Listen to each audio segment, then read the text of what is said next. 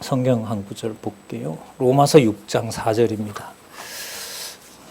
처음에 여러분에게 드렸던 데는 없지요? 6장 4절이 추가하겠습니다. 로마서 6장 4절.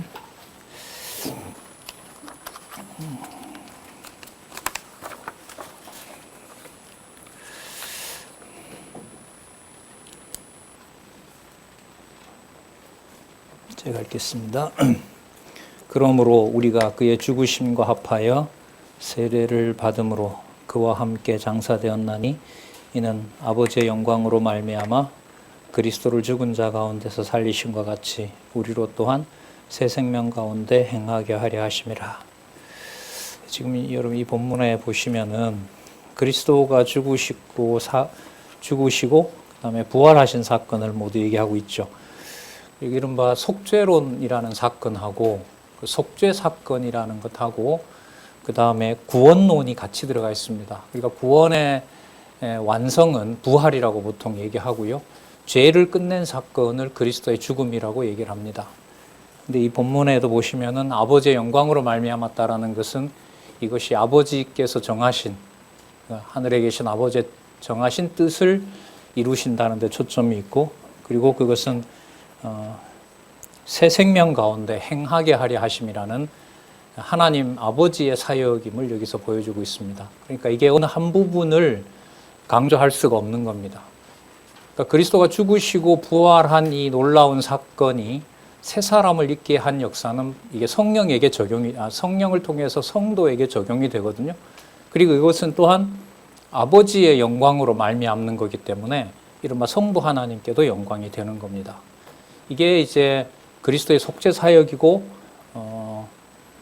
이제 우리가 지금 속죄론 하고 있는데, 이 속죄론 다음에 이제 기독론이 나오고, 그 다음에 이제 교회론으로 가거든요. 이제 교회론으로 가서 이제 개인의 구원론으로 가고 교회론으로 가는데, 이 교회론에 가서,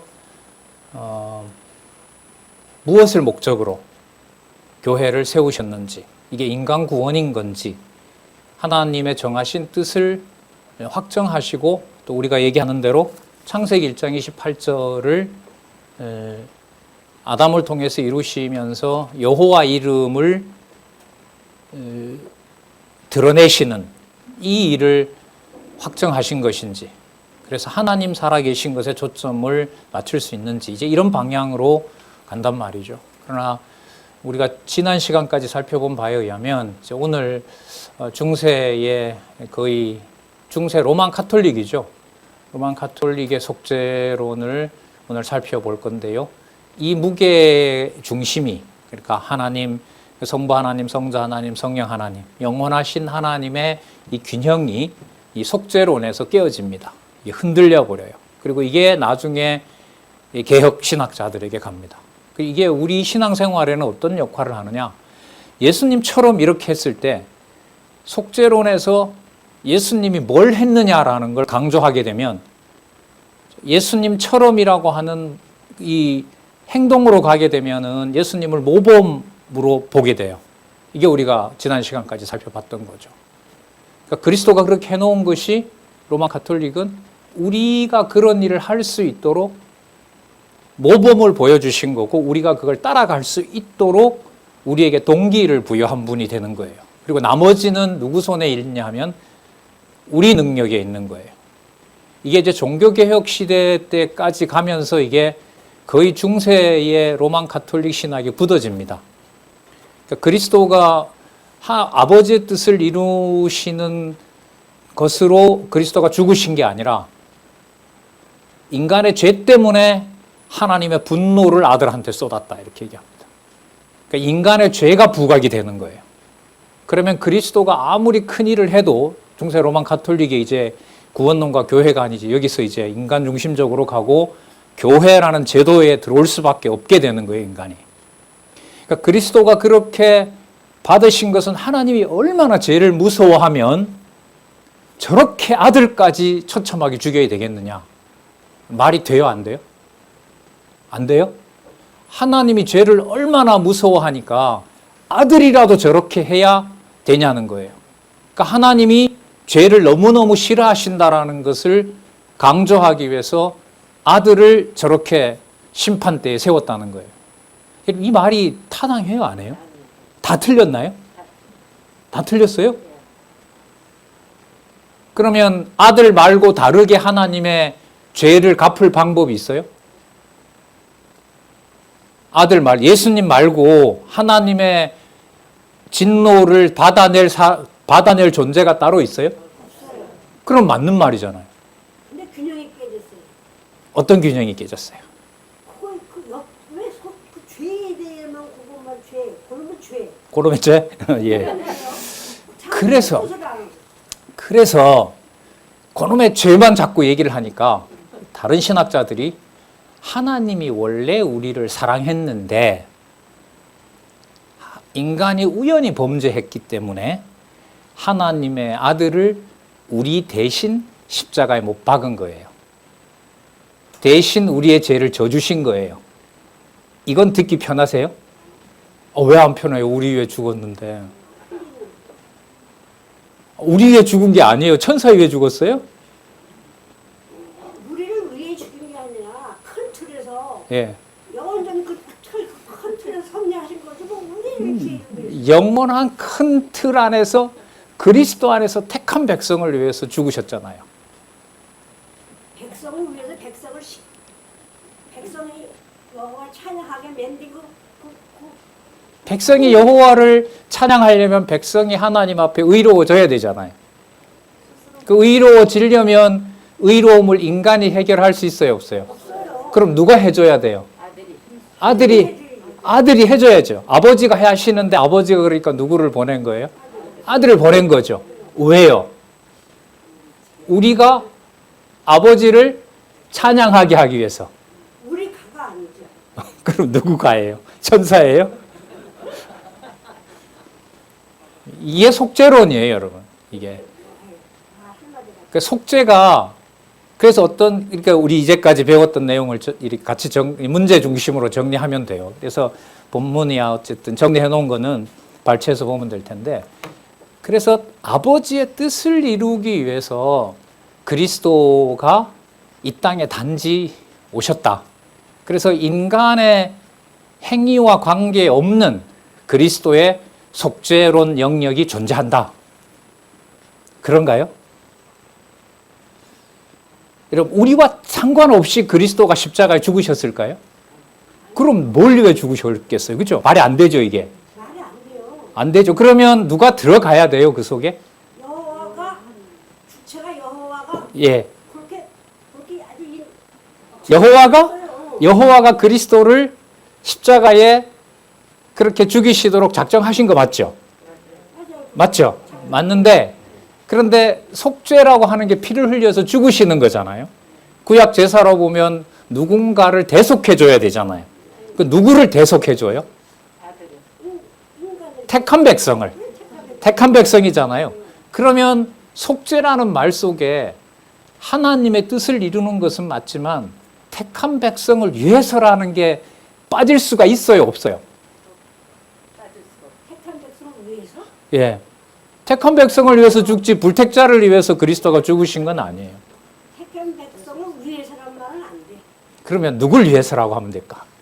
하나님의 뜻대로 하는 방편이지 하나요. 하나님의 뜻을 이루는 방편이 무슨 뜻이냐면 그리스도를 이 땅에 보내시는 거야. 그리스도를 왜 보내셨냐 하면 결국 십자가에 죽으셔야 돼. 십자가에 죽는 걸 뭐라 그러냐면 속죄 사역이라고 그래. 그러면 예수님 죄를 속하기 위해서 죽으셨나? 그건 말이 안 되잖아요. 그렇죠? 그럼 누굴 위해 죽었어요? 택한 백성 아니에요? 그러니까 보세요. 속죄 사역이라는 말 속에 누가 들어갈 수밖에 없어요. 인간이 들어갈 수밖에 없어요. 사람과 관련된 일이 들어갈 수밖에 없는 거예요.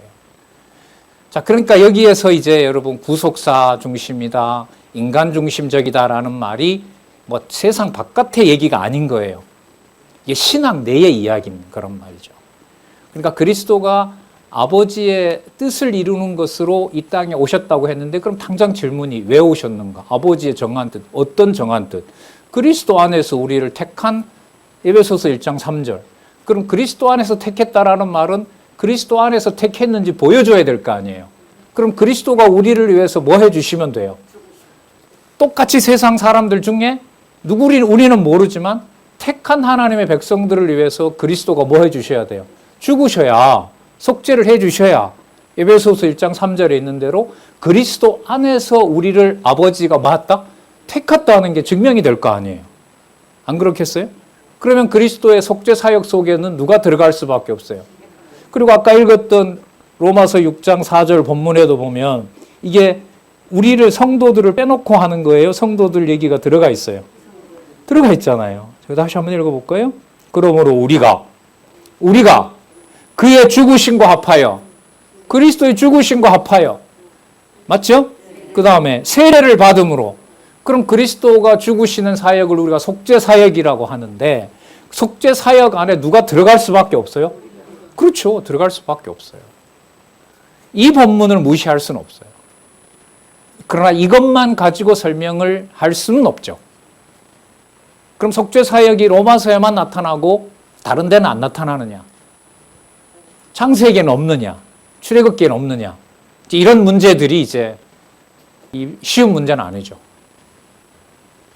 자, 그 다음에 그와 함께 장사되었나니 이는 아버지의 영광으로 말미암아 그리스도를 죽은 자 가운데서 살리심과 같이 누구로?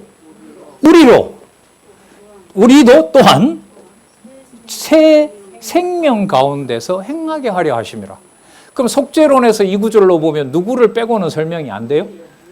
인간을 빼고는 설명이 안 되죠.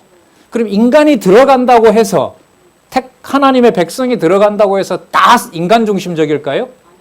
그러면 여기서 또 뭘 설명해야 될까요?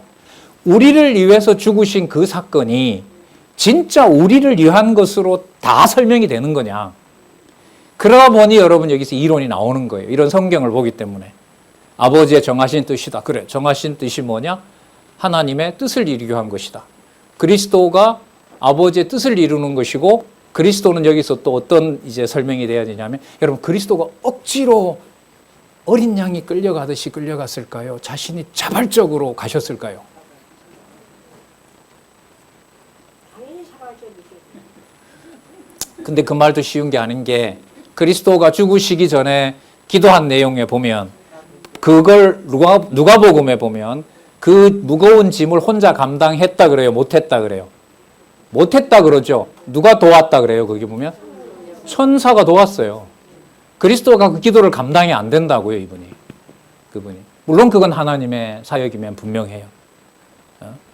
자, 그러면 그 그리스도의 그러한 힘겨운 사역을 아버지의 뜻을 이룬다고 그리스도를 어떻게 십자가에 내어줘요.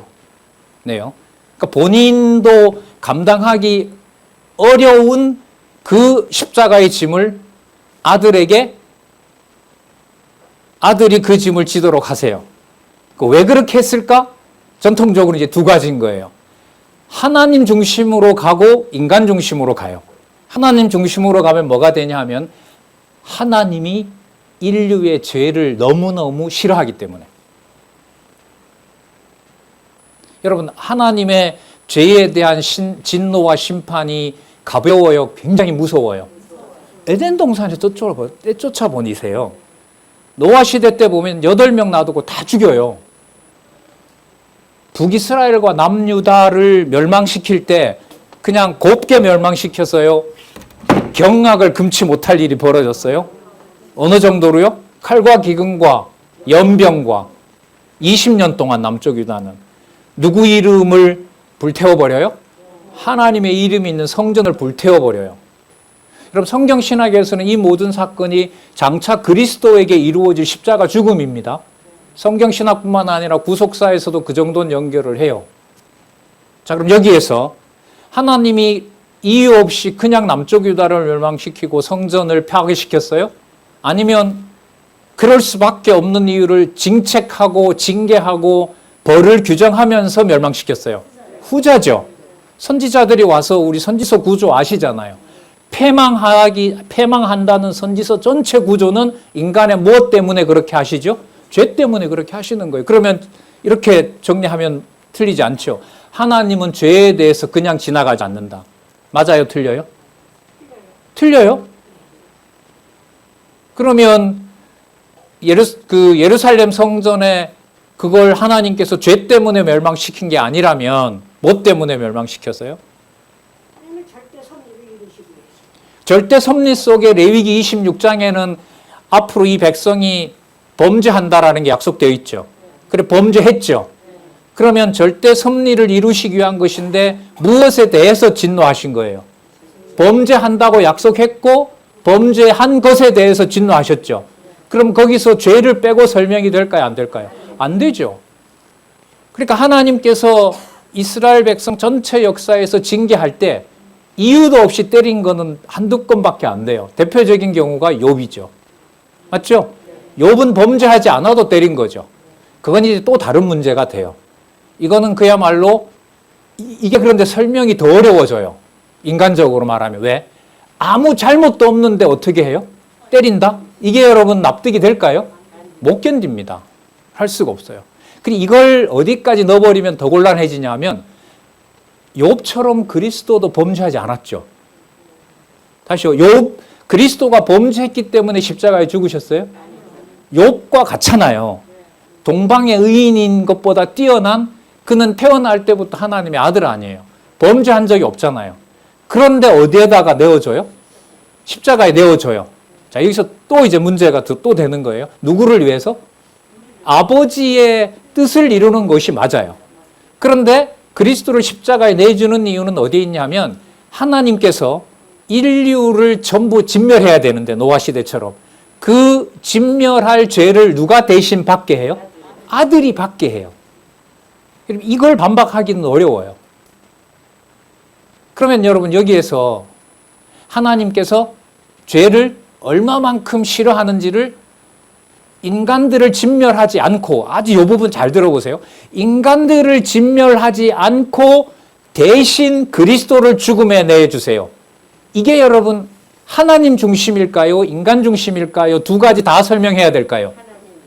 하나님 중심이라고요? 죽으셨는데 누굴 위해 죽으셨어요? 우리 아까 본문 봤잖아요. 누굴 위해 죽었어요? 우리를 위해 죽었잖아요. 우리를 위해서 죽으셨는데 하나님 뜻 이룬 게 맞아요. 그런데 하나님 뜻을 이루는데 하나님 뜻을 이룰 자는 없어요. 의로운 제물이 될 것은 아무것도 없어요. 그럼 그런 의미에서 누가 준비해 놓은 게 맞아요? 하나님이 준비해 놨어요. 어떻게 준비했어요? 자기 아들을 십자가에 그렇게 악에다가 내어주는 방식으로. 왜 그러냐 하면 죄에 대해서는 하나님이 무조건 심판해야 되기 때문에. 죄가 무엇인지를 하나님은 그냥 묵고 할 수가 없어요. 여러분 최후 심판에 가면 사망 권세를 심판하죠. 그게 지금 그리스도 창조 이후로부터 하나님이 조절하시면서 마지막 가라지 뽑아서 불태울 때까지 하나님의 심판은 계속되고 있어요? 안 되고 있어요? 계속되고 있죠. 교회를 세우시면서 비진리와 진리를 구분하시는 것처럼. 자, 그럼 여기에서 이제 이른바 신학자들의 고민인 거죠. 그러면 그리스도가 그렇게 내어주도록 한 그것이 죄가 얼마나 무서운지를 아들을 내어줄 만큼 아버지는 죄에 대해서 심판을 반드시 하신다.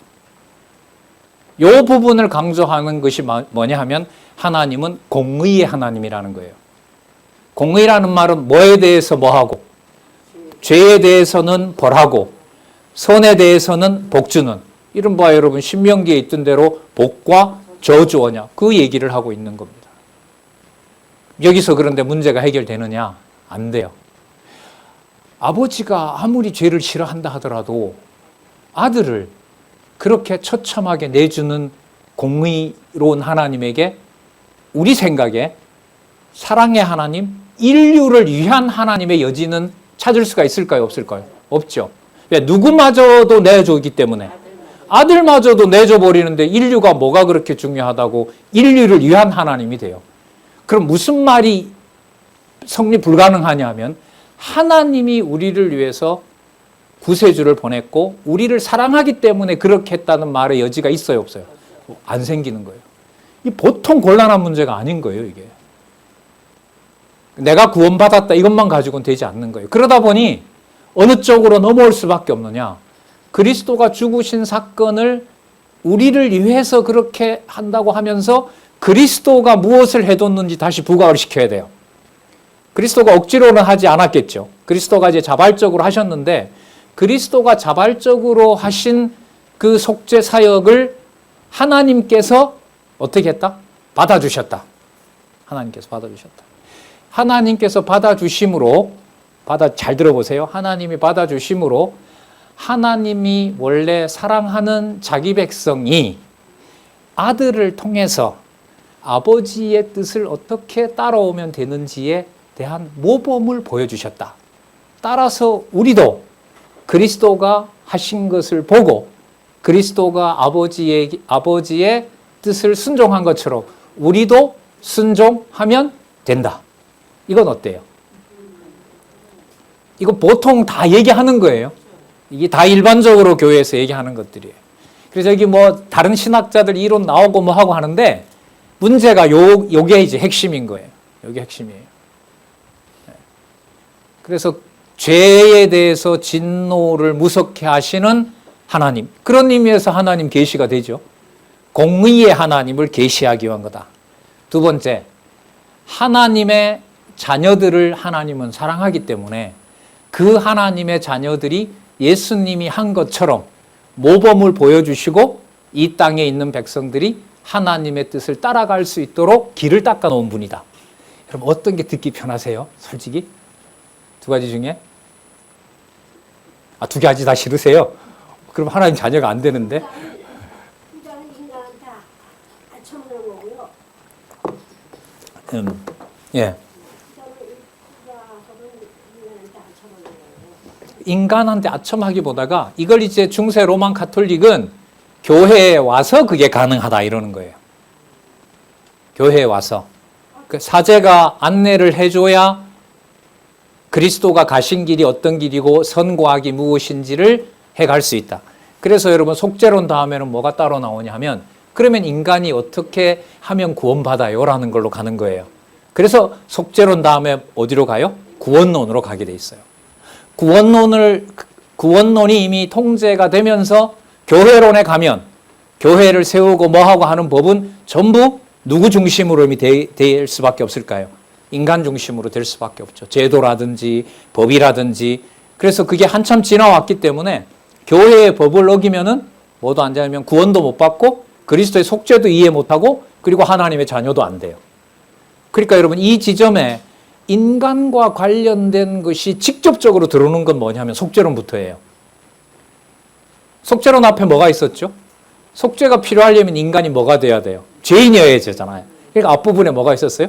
인죄론이 있었잖아요. 인죄론이.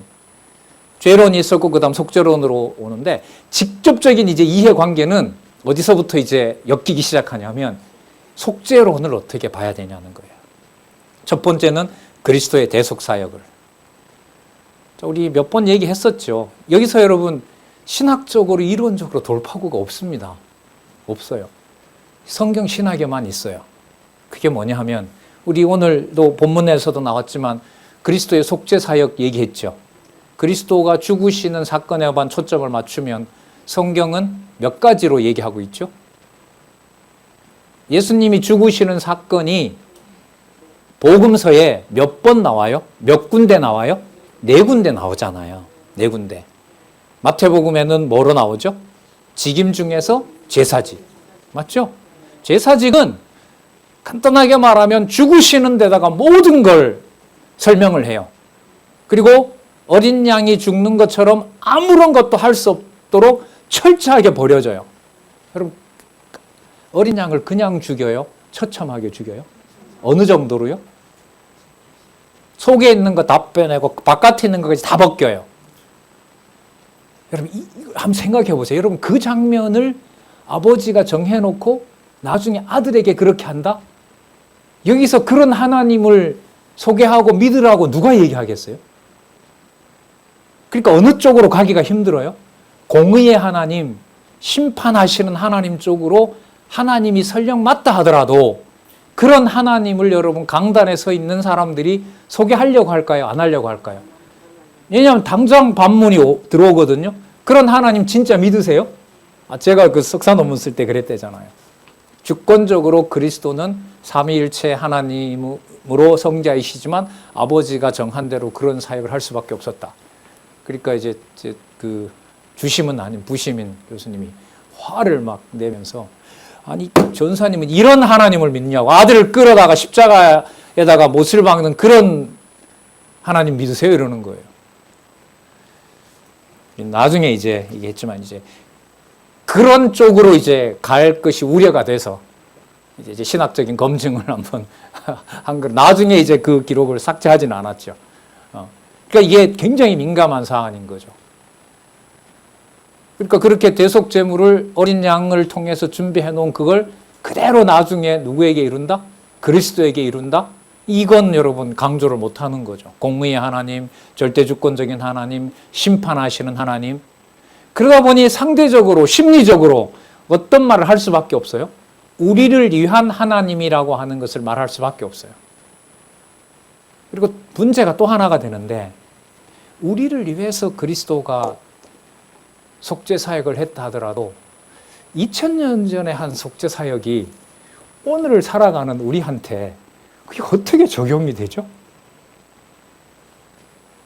이 설명도 난제인 거예요. 그러면 뭘 해줘야 돼요? 이걸 연결시켜 주는 데가 있어야 된다고. 그렇지 않아요? 그걸 매개해 주는 데가 있어야 되는 거예요. 그래서 여러분 속죄론 다음에 구원론으로 가고 그 다음에 뭐가 되냐면 이걸 매개해 주는 기관인 뭐가 들어올 수밖에 없어요? 교회가 들어올 수밖에 없는 거예요. 그런데 이걸 로만 가톨릭에서 이렇게 했을 뿐만 아니라 이 속죄론에서 이 문제를 아까 말씀드렸지만은 마태, 마가, 누가, 요한 복음에서 제사직에서 철저하게 제물 되시는 그리스도 그 부분만 지나치게 강조하면 어떤 하나님이 된다고요? 너무너무 무서운 하나님으로 끝나요. 그리고 실제로 예수님 죽으시는 그 묘사된 부분에 보면 마태복음이 가장 상세합니다. 무슨 과정이니까요? 제물을 어떻게 드리는지에 대한 거기 때문에. 근데 마가복음은 여러분 똑같은 사건인데 주제가 뭐죠? 그게 어떻게 높은 분이 되죠? 근데 그건 본문에 보면 그리스도가 자신이 처참하게 죽는다 이런 쪽으로 안 가요. 본문 기록이. 그러니까 성경 본문을 읽으셔야 돼요. 꼭 확인하셔야 돼요. 그러니까 그쪽은 어쨌든 예수님이 하시는 그 말씀에 이 흐름을 따라서 가보면 그리스도가 16장 19절에 있는 대로 그가 죽으셔서 누구 우편에 가세요? 아버지 우편에 앉으시는 거예요. 그러니까 그 과정이 무슨 과정이라는 거죠? 높이는 과정이에요. 그러니까 버리는 과정이 아니라 무슨 과정? 낮추는 과정이 아니라 높은 과정으로 성경신학에 제시를 하고 있어요. 그리고 그 사역이 보통 사역이 아니라는 게 누가복음에 가면 대속사역으로 누가복음에만 나오는 사건이 있다고 제가 계속 강조를 드렸잖아요. 누구도 어디로 보내요?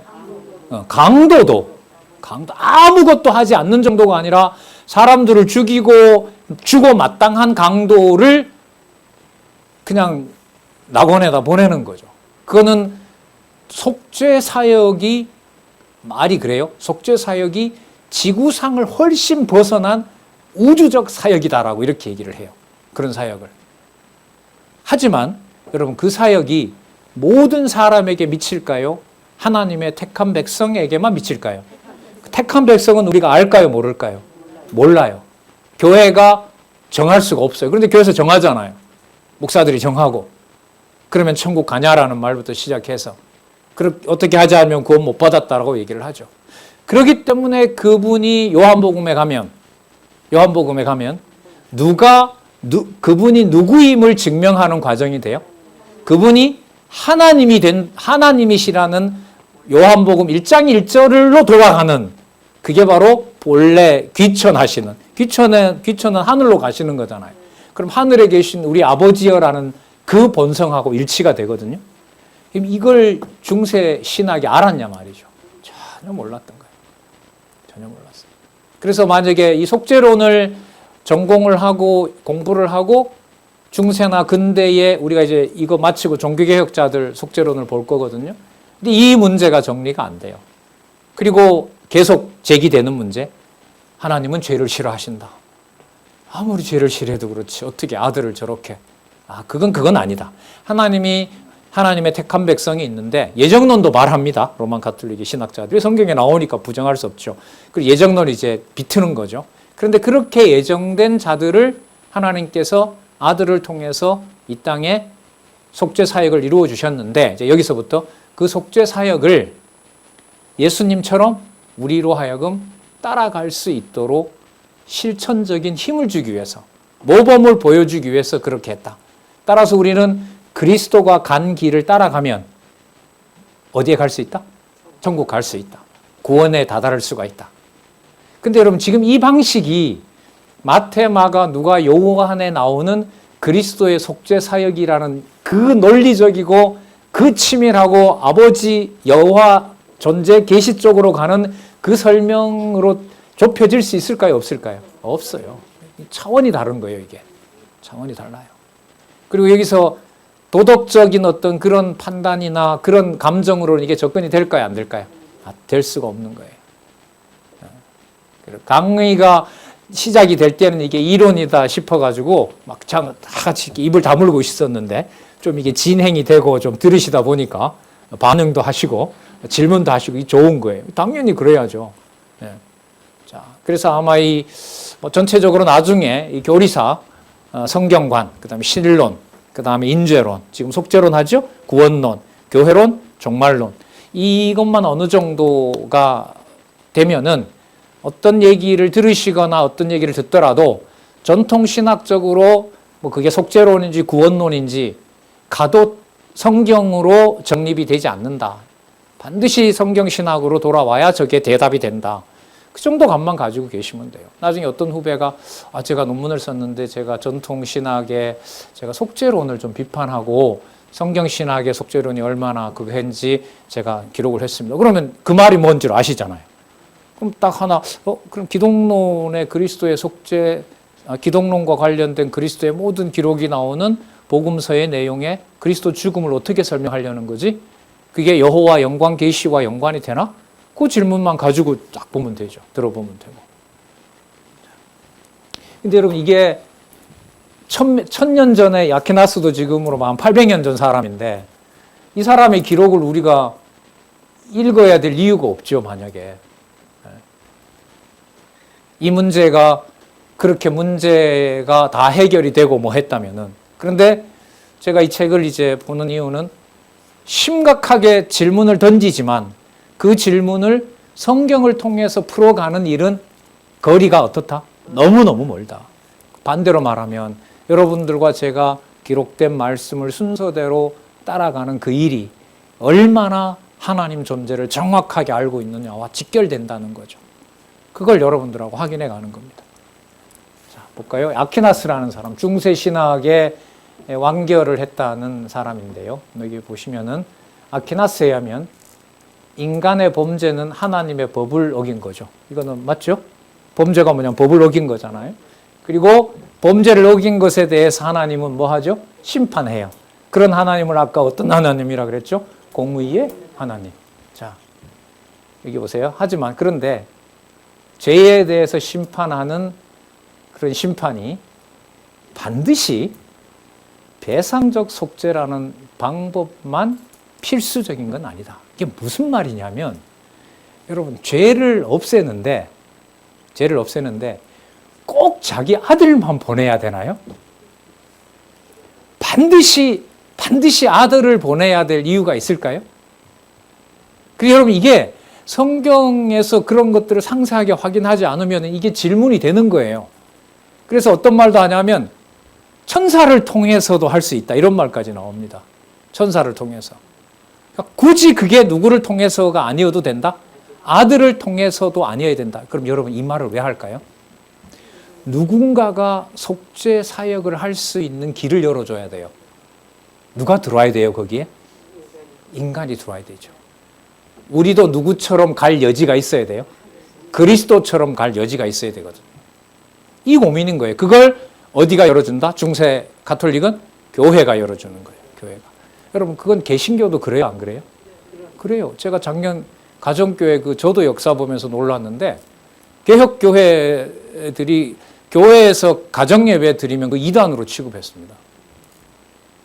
그러니까 어느 전통에 다 있어요, 이게? 저기 종교개혁자들의 교회관이 중세하고 맞닿아 있는 거예요. 제가 이걸 같이 공부하면서 알게 된 일이 바로 뭐냐면은 이게 어디에서부터? 속죄론에서부터. 속죄론에서 내가 구원받았을까? 내 죄가 다 사해졌을까? 이게 이제 고민이 되는 거예요. 자, 그리고 여기 보시면은요. 하나님은 배상적 속죄를 선택했고, 이게 배상이 뭐냐면 여러분, 남에게 손해 끼치면 뭐 해야 돼요? 배상해줘야죠. 그런데 인간들 중에는 하나님께 배상할 사람 있어요, 없어요? 없죠. 그러니까 누가 해줘야 돼요? 아들이 해줘야 되죠. 그리스도가 해줘야 돼요. 자, 배상적 속죄를 선택했고, 이는 오직 하나님의 아들의 성육신 사건의 필연성을 요구할 수밖에 없게 되었다. 이게 무슨 말이냐면, 왜 그리스도가 그렇게 했느냐? 왜 그렇게 될 수밖에 없었냐? 그리스도의 구속 사역이 위대해서가 아니라 단지 아버지께서 그렇게 받아줬다는 거예요. 여러분, 이렇게 되면 그리스도는 아버지보다 뭐한 자가 돼요? 못한 분이 돼요. 그럼 무슨 균형이 깨어져요?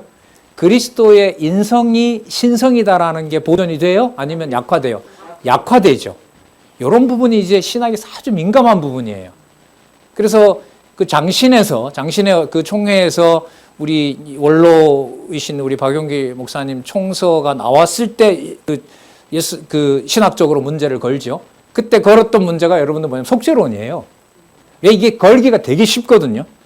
한 부분만 딱 꺼내서 한 번만 더 쓰면 뭐가 되면 이단이 되거든. 자기네들 기준에 맞지 않으면 이단이 되는 거죠. 전통적인 교회 전통에서 이제.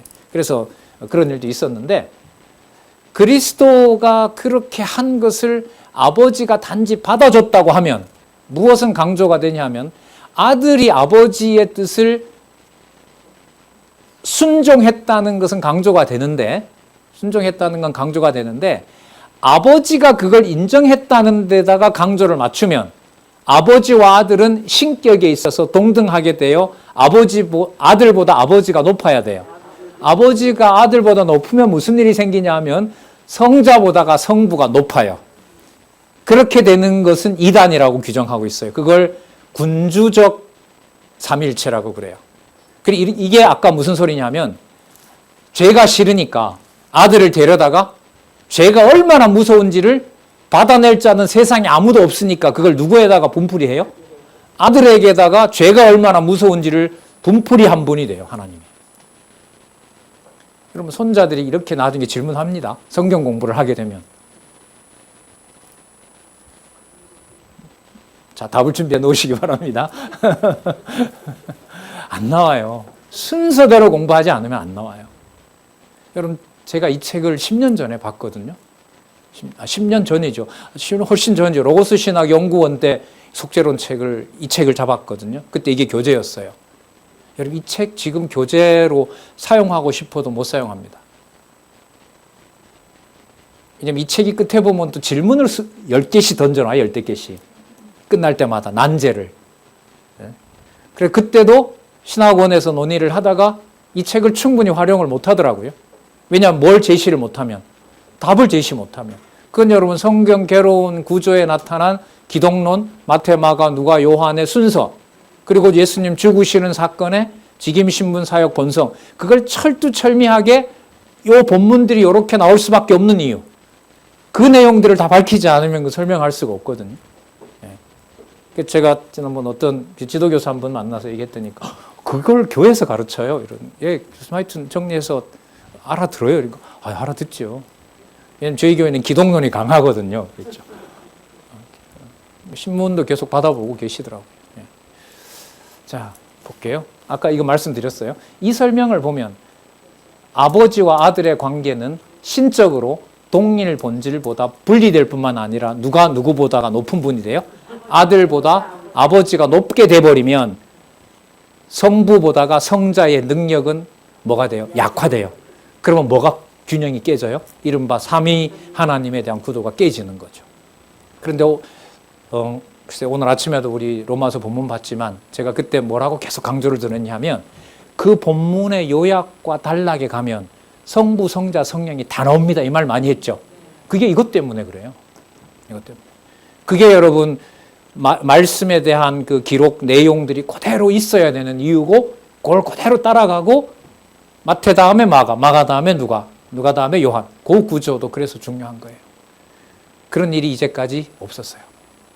그래서 속죄론의 완결도 성경 본문 말씀에 다 기록되어 있다.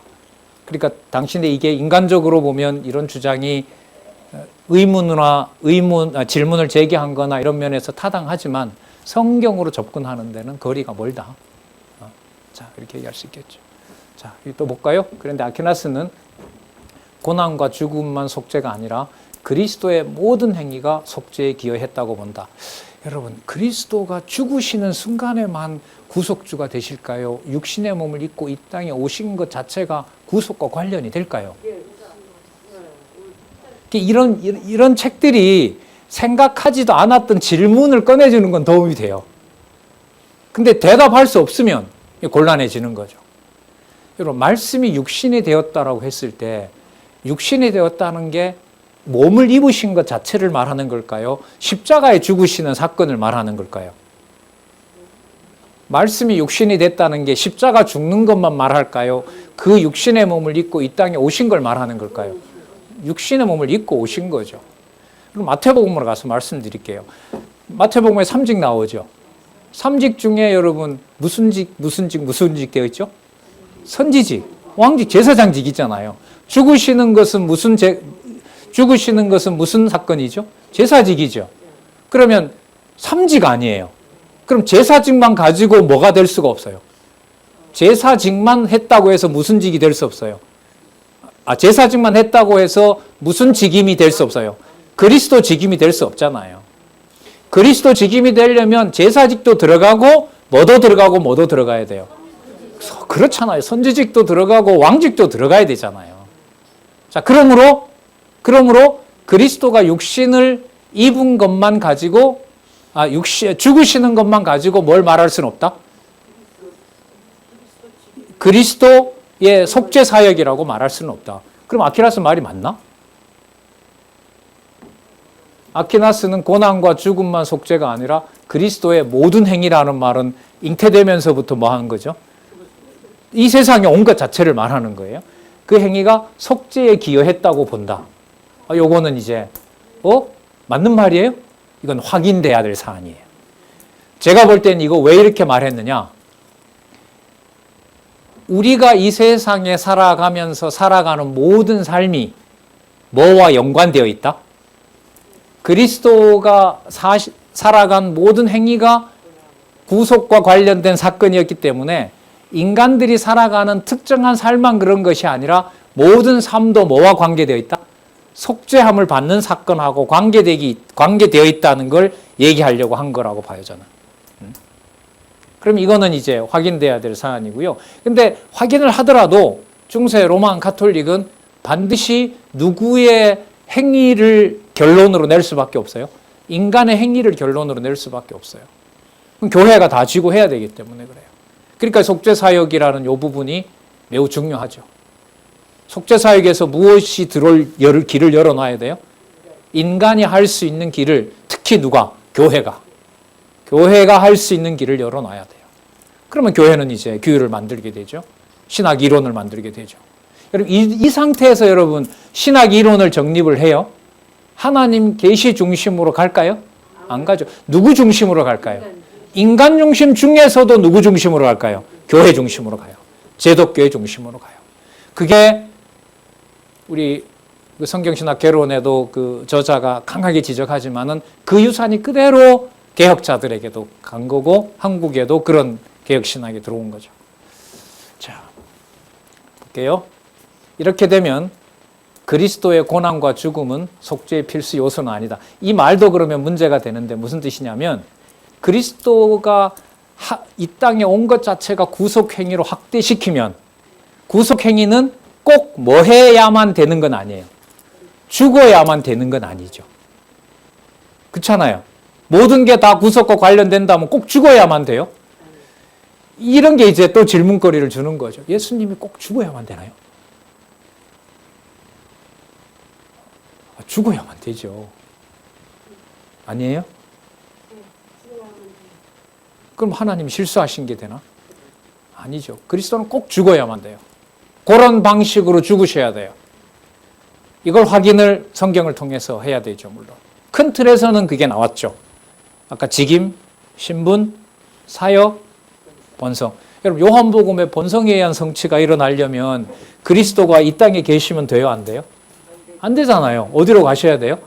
그 하늘로 가셔야 된다면 이 세상에 계시지 않아야 되잖아요. 그 이 세상에 계시지 않는다는 말은 당신이 육의 몸을 뭐 하는 거죠? 벗어야 되는 거죠. 그런 의미에서 무슨 사건이 반드시 필요하죠? 죽으시고 부활하시는 사건이 필요하죠. 누가복음 한번 볼까요? 누가복음 같은 경우에 이미 지은 죄, 그리스도 당시에 있었던 죄, 우리는 그리스도 다음에 나올 세대들이잖아요. 과거, 현재, 미래에 하나님의 택한 백성들이 있을 텐데 그 택한 백성들이 하나님 백성임을 확증해 주는 역사를 하나님 앞에서 해주셔야 되잖아요. 그게 무슨 사역이에요? 대속 사역이죠. 대속 사역이에요. 그러니까 그리스도가 하신 사역들을 마태, 마가, 누가, 요한 그 순서대로 치밀하게 공부를 하지 않으면 이런 질문을 받아서 그냥 단편적으로 얘기하고 단편적으로 하면 나한테 그게 안 되죠. 양식이 되질 않아요. 그러니까 먼저 그러니까 뭐가 바탕이 돼야 돼요? 성경에 대한 내용이 바탕이 되고 그 일들이 전개가 돼야 되죠. 그러니까 여기서 보면 이제 그리스도의 고난과 죽음은 마태, 마가, 누가, 요한에 보면 모두 다 나와요? 어느 한 부분만 나와요? 모두 다 나오죠. 그럼 그게 이제 아까 말씀드린 대로 제사직, 그다음에 그 아버지께 아버지 높이시는 사역, 그다음에 대속 사역, 그리고 아버지와 본성이 같은 바로 그분이 하나님인 사역. 그래서 고난과 죽음은 속죄의 필수 요소는 아니다. 그럼 우리는 반대로 반드시 뭐 해야 된다? 필수 요소여야 된다. 그러니까 그분이 온 생애 자체가 육의 몸을 입은 사건이 아버지께서 정하신 뜻을 이루는 것도 맞지만은 그가 그렇게 죽으셔야 되는 것도 반드시 하나님이 정해놓은 뜻을 이루는 사역이어야 된다. 이런 얘기가 나오는 건 이제 인간적인 그 추측이라든지 어떻게 보면 인간적인 성경을 모르는 상태에서 던지는 질문이라고 할 수 있죠. 마지막 이것만 보면 마치겠습니다. 비판이죠. 하지만 성경은 창조 당시 아벨부터 피 흘림으로 인한 속죄의 필연성을 강조하고 있습니다. 그럼 구약의 아벨 사건부터 시작해서 말라기, 예수님의 말씀으로 보면 아벨이 흘린 피부터 이스라엘 왕조 시대 때 흘렸던 제사장 누구의 피죠? 사가랴의 피까지. 사가랴의 피까지 그 모든 피를 누가 흘려야 된다고 예수님 얘기하세요? 내가 흘려야 된다. 그리고 너희 조상들이 그 선지자들을 죽인 것처럼 너희들도 나를 뭐 하게 되어 있다? 죽일 수밖에 없다. 그럼 그건 누가 정하신 뜻이죠? 그렇죠. 아버지가 정하신 뜻이죠. 중세에는요, 사실 성경을 다 보지를 못했어요. 신학을 한다고 해서 다 보지도 못했고, 여러분 아시는 대로 한 15세기 초에 그 인쇄기가 발명되면서 그때 이제 수도원이나 이런 데로 많이 이제 보급이 되고, 그때 이제 루터 같은 사람도 보고 성경을 번역하고 이제 그런 일들이 벌어지는데, 어떤 부분에 보면 성경을 몰라도 너무 모르는 부분이 나와요. 그러나 어떤 부분에서 보면은 성경 구절에 지나치게 이제 그 부분만 몰두해서 거기서 이제 얘기했던 이런 속죄론, 뭐 구원론 이런 부분을 얘기를 하죠. 그래서 전통 신학에서 말하는 그런 구조, 성경 신학 서론, 그 다음에 신론, 인재론, 지금 말하는 속죄론, 그 다음에 기독론, 구원론, 교회론, 종말론 이런 구조가 여러분 중세 1000년 동안에 다 만들어지는 거죠. 그러니까 이 구조가 무슨 구조보다 앞선 게 전통 신학이라고 보시면 돼요. 이런 신학 구조가 인간들의 어떤 질문에 의해서 구성된 이런 신학 구조가 무슨 구조보다, 어디 구조보다가 앞서 버렸거나 그 구조를 이렇게 함몰시켰을까요? 성경, 여호와 계신 성경 구조를 볼 수가 없었던 거죠. 개혁신학자들은 성경으로만이라는 말은 했지만 성경으로만 신론에서부터 종말론까지 다 해결되는지를 증명할 수는 없었고요. 그리고 오늘 잠시 봤지만은 특히 속죄론의 문제에 와서 하나님 영광 계시라는 걸로 명확하게 해명을 할 수가 도저히 없는 상황이었다는 거죠.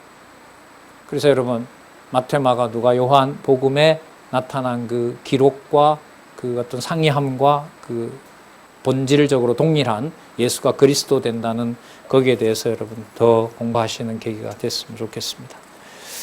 예, 오늘 마음은 오늘 끝을 내고 다음 주 종교개혁으로 가려고 했는데 다음 시간에 또 봐야 될 것 같습니다. 그래요. 오늘 수고들 하셨습니다. 기도하겠습니다. 하나님 아버지, 진리의 말씀으로 지난 교회 역사를 세우게도 하시고 또 혼란 가운데도 던지시고 또한 때로는 진리의 말씀으로 많은 죄종들이 그 말씀을 보고 또한 건전한 교회를 부분 그렇게 세우도록 섭리하신 역사가 있습니다. 이 땅의 짧은 역사 속에서도 진리의 말씀만 따라가는 그런 교회 역사를 허락해 주셔서 부족함과 미흡함이 많지만은 지금 우리가 사는 세대를 통해서 하나님 말씀만 절대 진리이고 그 기록된 말씀만 전체 모든 진리를 명확하게 밝혀줄 수 있다는 것을 확인하고 또한 받을 수 있도록 허락해 주셔서 감사합니다. 더욱 진리의 말씀 확인하는 일에 몰두하는 귀한 지체들, 동력자들 될 수 있도록 이끌어 주시옵소서. 예수님의 이름으로 기도드렸습니다. 아멘.